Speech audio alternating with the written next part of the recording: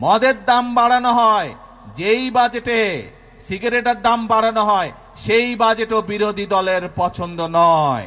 তাহলে এবার বিরোধী দলের উদ্দেশ্য বুঝতে পেরেছেন, লক্ষ্য বুঝতে পেরেছেন।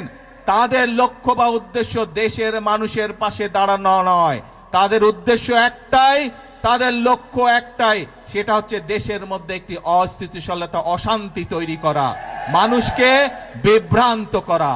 আমরা যেমন মানুষের নিত্য প্রয়োজনীয় জিনিসের ওষুধ, বিভিন্ন চিকিৎসার বিষয়ের ট্যাক্স কমিয়ে দিয়েছি যাতে সেগুলোর দাম কমে যায়, যাতে মানুষ স্বস্তিতে থাকতে পারে।